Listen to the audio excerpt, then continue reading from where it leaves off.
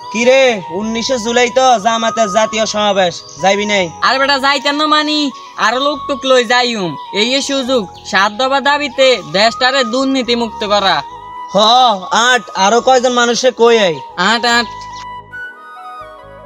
আসসালামু আলাইকুম। ওয়ালাইকুম আসসালাম। ভাই কেমন আছেন? ভালো আছে, আপনার কি অবস্থা? আলহামদুলিল্লাহ ভালো।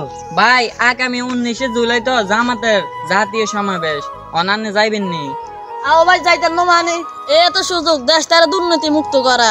হ ভাই আপনার কথা শুনে অনেক খুশি হইলাম। 19 জুলাই তো আপনার সাথে দেখা হইবে, আমরা এখন আসি। আসসালামু আলাইকুম। ওয়ালাইকুম আসসালাম। ভাই সামনে তো আরেকজন আইতে আছে। আসো তারাও কই। আসসালামু আলাইকুম। ওয়ালাইকুম আসসালাম। ভাই আনে তো আইছে একটা দরকারে। কি দরকারে? ভাই 19 জুলাই তো জামাতের জাতীয় সমাবেশ, তাই আপনাকে দাওয়াত দিতে আসলাম। এরি ভাই কি রে জামাতের সমাবেশে আমরা দাওয়াত দিতে আইছো? রাজাকারদের সমাবেশে আমরা যাইম? ভাই আনে এত সাইতেন কা আর কার আনে রাজাকার কোন? রাজাকার তান্নেরা দেশের দুর্নীতি করি সাদাবাজি করে আনে রাখা। আমরা তো দুর্নীতি করি খাই, তোরা তো মানুষের রক কাটো। কি আর আমরা রক কাটি? আজ পর্যন্ত আপনি দেখাইতে পারবেন না শিবিরে একজনের রক কাটছে?